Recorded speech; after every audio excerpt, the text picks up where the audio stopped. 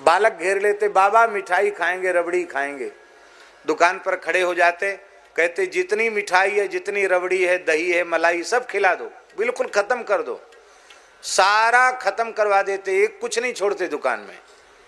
फिर गुदड़ी झाड़ते, बोले जितना तुम्हारा होता हो उतना उठा लो। ऐसे विचित्र थे। बड़ी महंगी महंगी घड़ी पैर में बांधते थे। तो हमारे पूज्य पहाड़ी बाबा महाराज ने पूछा कि बाबा हाथ में तो लोग बांधते, आप पैर में क्यों बांधते हो? कहते महंत जी क्या बता मैं, अब दुनिया की साधुओं में श्रद्धा तो रह नहीं गई है, प्रणाम करना भी नहीं जानते। उस जमाने में घड़ी लोग कम बांधते थे, उस जमाने की बात है, महंगी से महंगी घड़ी पैर में बांधते। तो कहते कोई पूछता बाबा टाइम, तो कहते देख। तो जो सिर झुकाएगा तो बोले इस बहाने कम से कम संत के चरण में सिर तो झुक जाएगा। ऐसे थे।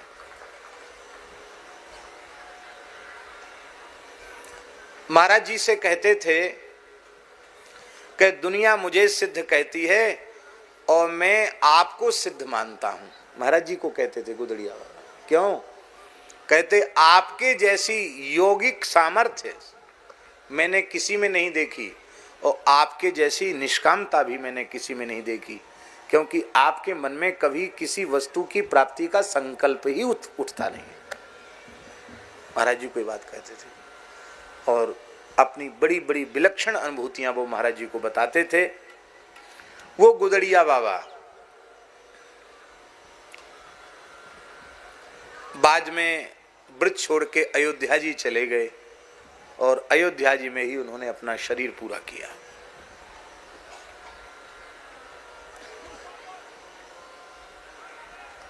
वृंदावन से कुछ दिन अस्कुंडा घाट पर चले गए। अस्कुंडा घाट मथुरा में है, वहां एक कोठरी थी, उसमें रहते थे बाबा। अवधूत तो थे ही। और हमने महाराज जी से पूछा कि महाराज जी ये गुदड़ी में जो चमत्कार था वो कैसे था? तो बोले कि बाबा ने स्वयं हमको बताया कि 12 साल चित्रकूट में रह करके हमने राम नाम का जप किया, तो कहीं कोई लीला वगैरह हो रही थी तो हमको कुछ इच्छा हुई कि हम सरकार को भेंट करें, हमारे पास तो कुछ था नहीं। तो मेरी इच्छा को देखकर रघुनाथ जी कामता नाथ जी से उतर के आए और सीताराम जी ने हमारी गुदड़ी को छू दिया। बोले बाबा जितना नोट चाहोगे इसी से निकल जाएगा, आप चिंता मत करो। बोले राम जी के आदेश से निकल जाता, कहाँ से आता है? न कोई हम तंत्र जानते हैं, न मंत्र जानते हैं, राम जी के आदेश से निकल जाता। ऐसे थे महात्मा। तो मथुरा में अस्कुंडा घाट पर गुदड़िया बाबा थे। तो उस समय मथुरा में कुछ चोरियां बढ़ गईं। तो जो मथुरा का जो उस थानेदार था, जो पुलिस वाला अधिकारी, पुलिस इंस्पेक्टर, तो पुलिस इंस्पेक्टर को किसी ने भर दिया कि ये बाबा गुदड़ी से पैसा निकलता है, चोर इसी के पास आकर पैसा देते हैं और ये सब चोरों का सरदार है। तो बाबा गए थे जमुना जी, नहीं बाबा यमुना जी से आके रात्रि को कोठरी में बैठे थे और पुलिस के साथ उसने घेरा डाल दिया। बोले बाबा इसी समय गुदड़ी लाओ। पूरी कोठरी में तो कुछ था ही नहीं, टाट पड़े थे और टूटा फूटा कमंडल था। क्या था? बाबा कुछ रखते तो थे ही नहीं, पकड़ थे। गुदड़ी को तार तार करके देखा, चारों ओर टार्च लगा के कुत्ता घुमा के देखा, कहीं कुछ नहीं। फिर थोड़ी डांट डपट भी की, कहाँ माल छुपाया है, कहाँ रखता है बता, नहीं तो जेल की हवा खानी पड़ेगी, चोरों का सरदार है। कुछ कुछ कहा उसने उठपटांग। बाबा सुनते रहे। बाद में बोले साले जितने आते हैं सब पैसे के ही भूखे आते हैं, ले पैसा, ले पैसा। गुदड़ी झाड़ने लगे तो नोट गिरने लगे उसमें से। कांप गया महाराज। पुलिस इंस्पेक्टर भागा वहां से और बाबा भी वहां से चले गए। 7 दिन के भीतर उस पुलिस इंस्पेक्टर को गलित कुष्ठ हो गया, शरीर गल गया, पीप मवाद चूने लग गया और आकर उसने फिर महाराज से क्षमा मांगी। एक कांड में सस्पेंड भी हो गया। वो 7 दिन के भीतर शरीर में कोढ़ हो गया और बाबा के चरणों में क्षमा याचना की। बाबा वृंदावन में विचर रहे थे। बाबा ने कहा बच्चा अपनी जन्मभूमि पर हनुमान जी का मंदिर बना दे, अपनी ईमानदारी की कमाई से जो तुझे तनख्वाह मिलती उससे, और राम राम कर ठीक हो जाएगा। हनुमान जी का मंदिर बनाए, ठीक हो गया। इसके बाद बाबा बोले अब ब्रज में नहीं रहेंगे, यहाँ पुलिस पीछे लग गई और बाबा अयोध्या जी में आ गए। दिन भर घूमते थे और शाम को सोते थे अयोध्या कनक भवन की देहली पर सिर रख के सोते थे, गुदड़ी बिछाली देहली पर सिर रख के सोते थे।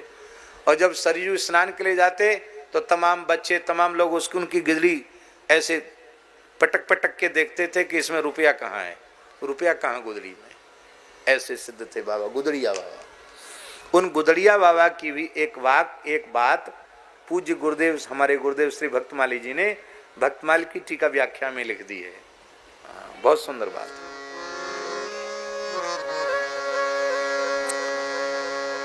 पर इसका आशय समझे बिना नाराज नहीं होना। फक्कड़ों की वाणी है। एक जगह हमारे एक संत हैं मदन मोहन दास जी, उन्होंने बोल दिया तो उधर रानी खेत की बात है तो पंडित सब नाराज हो गए, इनकलाब जिंदाबाद करने लगे, बोले सब जेल मानहानि का दावा करेंगे। फिर हम अस्वस्थ हो गए थे, फिर मैंने उनको सबको समझाया, तब जाके बड़ी मुश्किल से माने। इतना खतरनाक वाक्य है और आप लोग ध्यान से सुनेंगे। श्री गुदड़िया बाबा का वाक्य,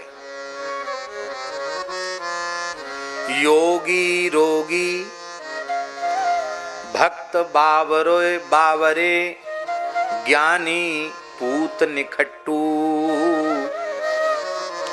योगी रोगी भक्त बावरे ज्ञानी पूत निखट्टू। कर्म कांडी ऐसे डोले ज्यों भाड़े को टट्टू। दूधाधारी पर घर चित्त नागा मांगे लकड़ी नित। मौनी चहे मीत की आस गुदड़िया बाबा रहें उदास। क्या? मौनी चहे मीत की आस गुदड़िया बाबा रहें उदास। ध्यान में आई बात।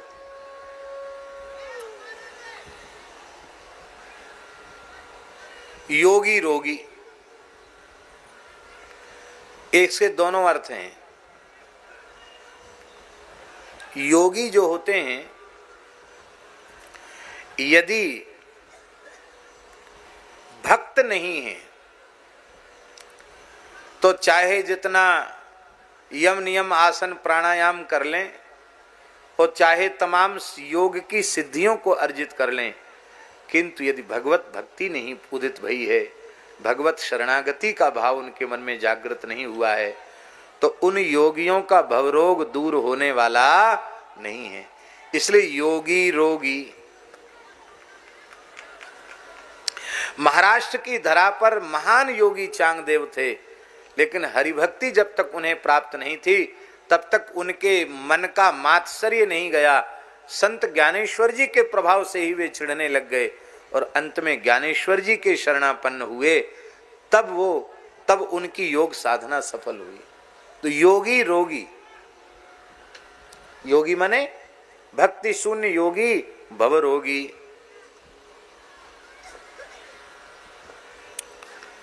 एक ये अर्थ हुआ।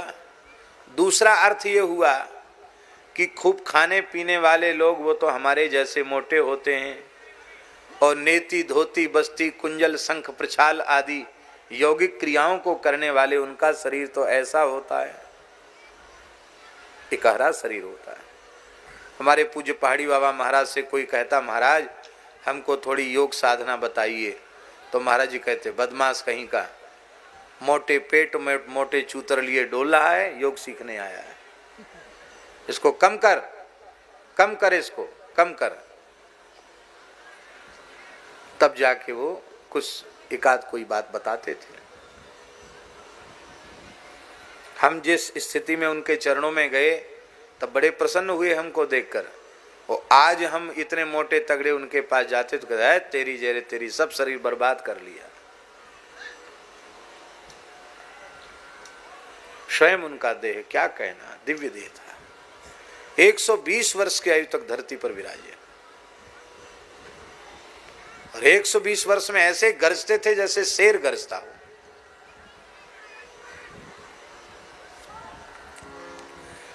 तो भैया योगाभ्यास करने वाले, साधन करने वाले, उनका शरीर मोटा तगड़ा नहीं, वो संसार की दृष्टि में रोगी जैसे लगते हैं।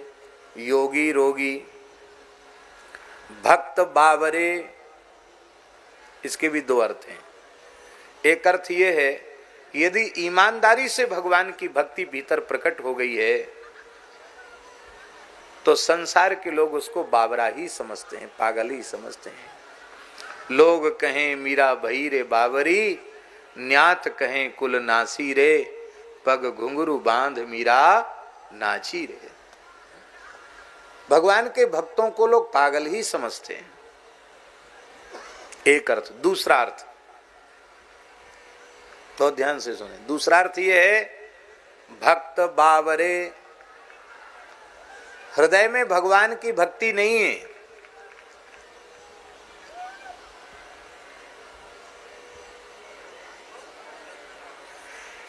केवल और केवल भक्ति का स्वांग मात्र रचते हैं।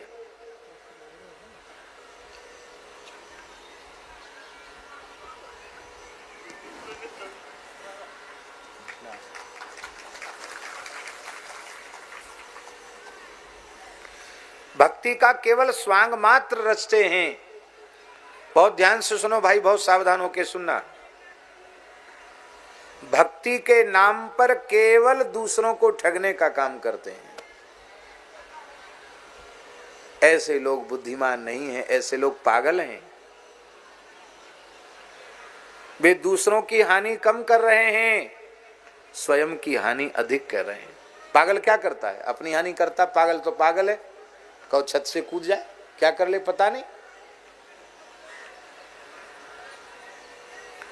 इसलिए भैया हो वेशधारी हरि के उरसाले, वेशधारी दंभी लोभी कपटी नट से, दंभी लोभी कपटी नट से, शिष्णोदर को पाले, वेशधारी हरि के उरसाले, हरि के उरसाले, वेशधारी हरि के उरसाले, हरि के उरसाले।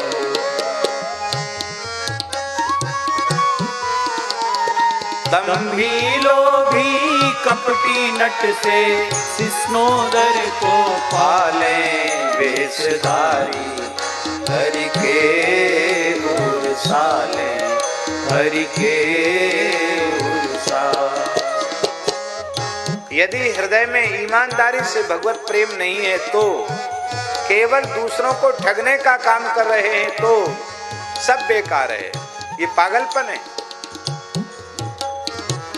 गुरु भय घर घर में डोले, नाम धनी को बेचे, गुरु भय घर घर में डोले, नाम धनी को बेचे, परमारथ सपने नहीं जाने, परमारथ सपने नहीं जाने, परमारथ सपने नहीं जाने, परमारथ सपने नहीं जाने, पैसन ही कूखे से, वेशधारी हरि के उरसाले, हरि के उरसाले, पैसन ही कोए से, वेशधारी हरि के उरसाले, हरि के उरसाले।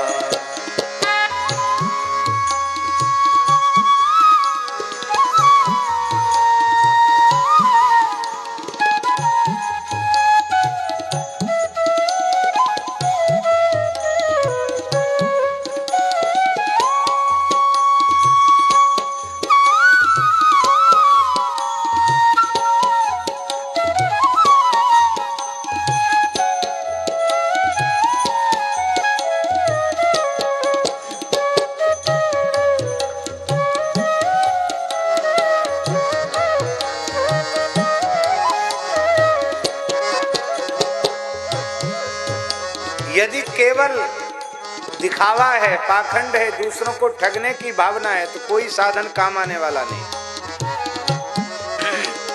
कबहू बकता हुए बन बैठे कथा भागवत गावे, कबहुक वे बक्ता बनि बैठे कथा भागवत गावे।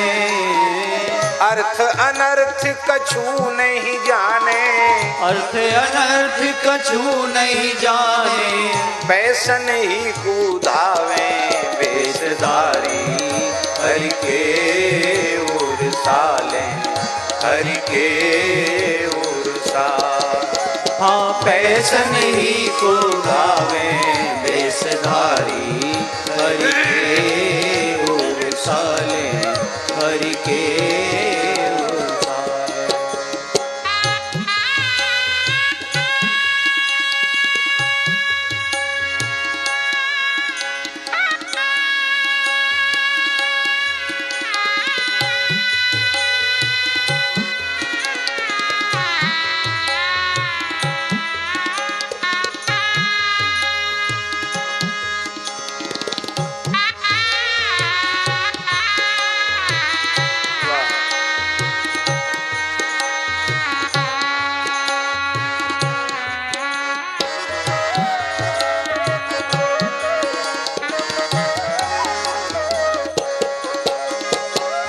भगवान के मंदिर में सेवा पूजा करते हैं श्याम, पर ठाकुर जी से प्रेम नहीं है, केवल दुनियादारी से प्रेम है।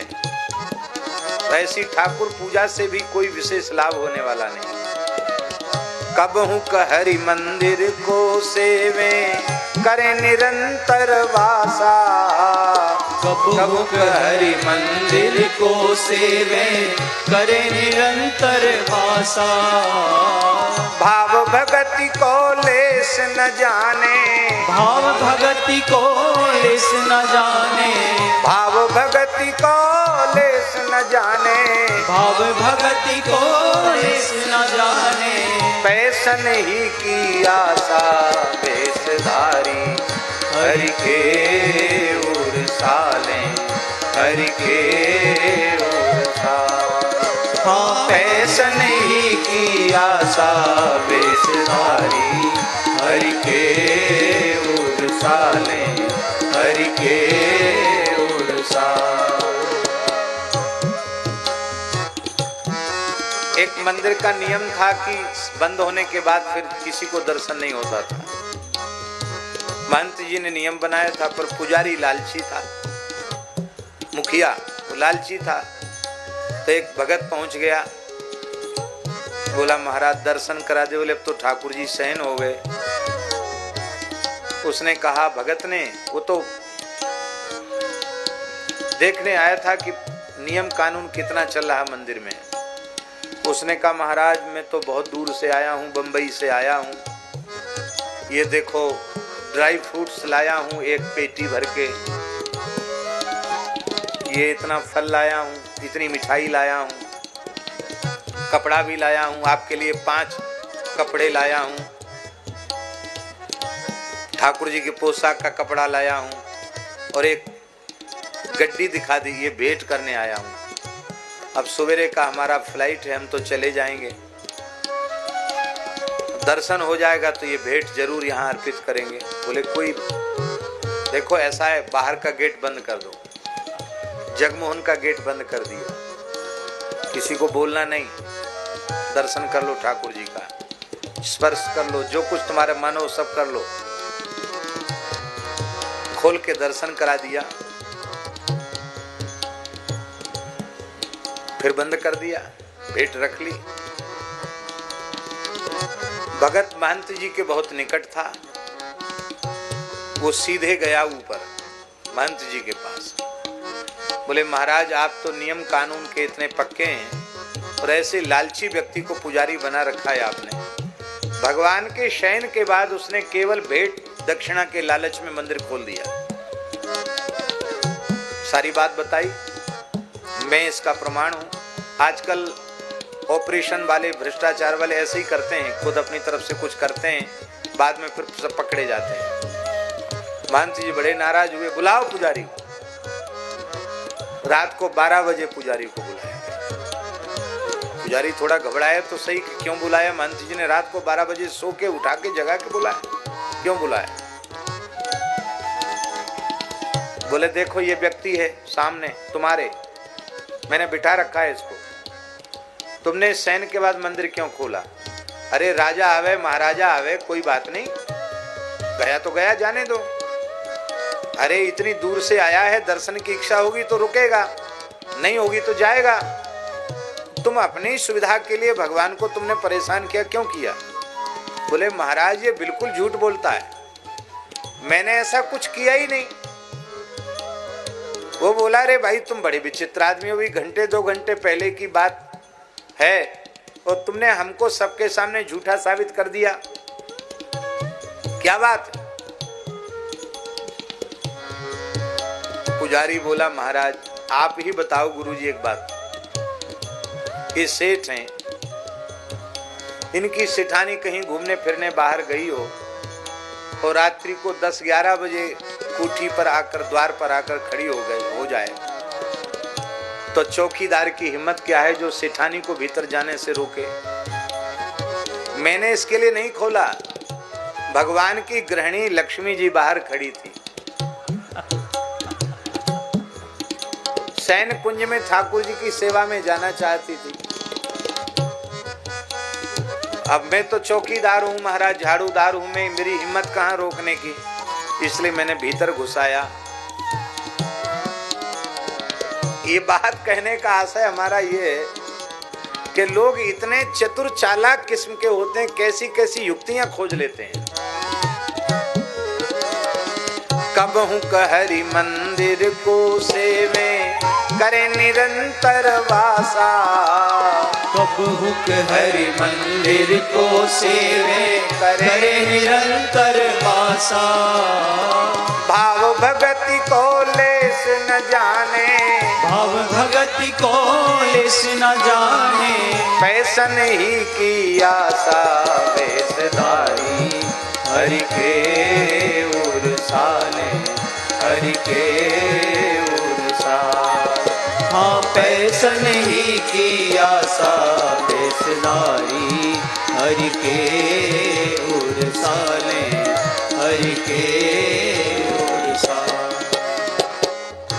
ये दुनिया को ठगने के लिए क्या क्या नहीं करते हैं।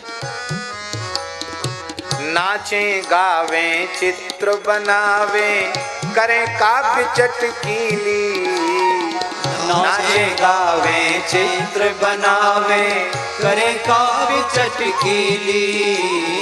लेकिन जीवन में सच्चाई नहीं है। सांच बिना हरि हाथ ना आवे, सांच बिना हरि हाथ ना आवे, सांच बिना हरि हाथ ना आवे, सांच बिना हरि हाथ ना आवे। सब रहनी है ढीली वेशधारी हरि के उरसाले, हरि के उरसाले। हाँ सब रहनी है ढीली वेशधारी हरि के उरसाले, हरि के उरसाले। बिनु विवेक वैराग्य भगति बिनु सत्य न एको मानो, बिनु विवेक वैराग्य भगति बिनु सत्य न एको मानो। बिनु विवेक वैराग्य भगति बिनु सत्य न एको मानो। बिनु